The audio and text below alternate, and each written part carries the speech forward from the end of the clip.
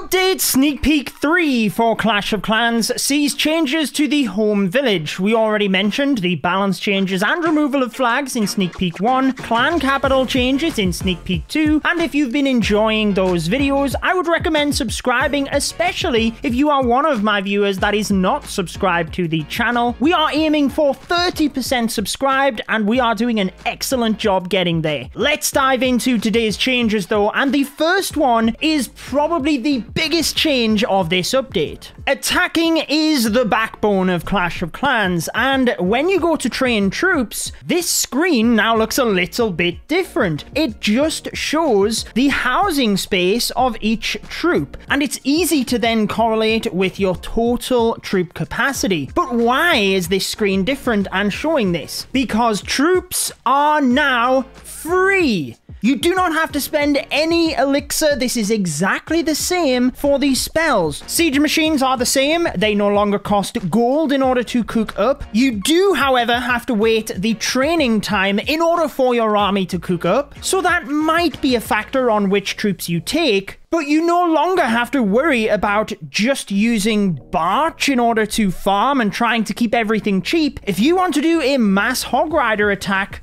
go for it. This is particularly nice for the Dark Elixir troops, isn't it? Maybe mass witches for farming. We can be a little bit more experimental. Just so you know, this new icon format showing the housing space is also mimicked in the clan capital, which looks particularly funny for the mountain golem with 160. Coming down off cloud 9 for a little bit, this one is actually pretty cool. If you do have the wrong troops cooked up, you don't have to delete them individually. You can press the trash icon and just remove anything from within your army. Now, this isn't necessarily as useful for the army you already have trained, but in your training queue, there is also the trash icon. So if you have the wrong army pre-cooked for your second attack, you can actually just erase all of that with that one button. Exactly the same for the spells, siege machines, everything. One of those things we will look back on and say, you know, we had to delete every troop individually back in my day. I am really looking forward to this one and the next one actually, but so many of us have been in this situation. Okay,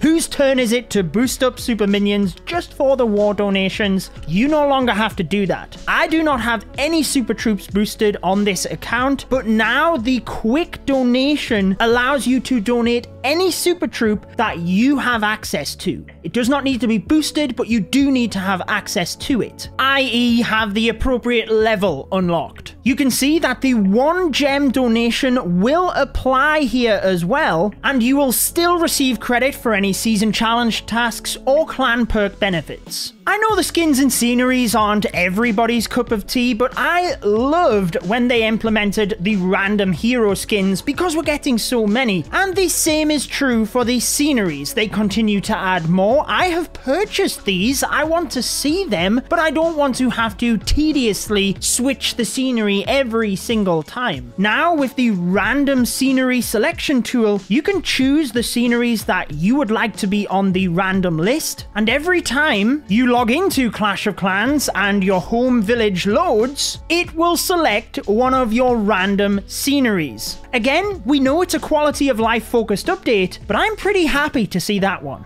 Because many of the sceneries were implemented prior to the release of Clan Capital, they have had to adjust some of them slightly in order to make room for the airship and the forge. All of the information on your screen. Oh, check this out. If you want to quickly switch your scenery, you can just click the scenery menu and then exit, and it will switch it to one of your random sceneries. That's pretty cool. Because you no longer have to use elixir to cook up troops, they've allowed us to use that elixir elsewhere. So starting from Town Hall 5, the walls can be upgraded with elixir. So this is the level 4 wall, whereas previously, I believe it was the level 8 wall. I would honestly love to just see every single wall able to be upgraded with golden elixir for consistency, but they always try to balance the economy, and this is the reason they don't let us use the elixir in those early levels. Also, the clan castle will now be upgraded with elixir throughout all of the levels rather than the gold, and all of the upgrade costs are on your screen. I did want to remind you real quick, because sometimes there are offers in the shop when an update is released. You can support your favorite content creator by clicking the C in the top right and entering their code before purchase. My code is Judo, and it helps to support the channel massively, so thank you. Also, these codes do expire every 7 days, so you've got to keep putting it in before a purchase, and I speak on behalf of all creators that it really does help to support our channels and elevate the content we bring you. As per yesterday's sneak peek, there are additional game changes and bug fixes for the home village. All of them are on your screen. Again, not going to read them all out because it would take a lifetime, but if you do want to see yesterday's sneak peek, it is on your screen with the subscribe button. Enjoy the rest of your day.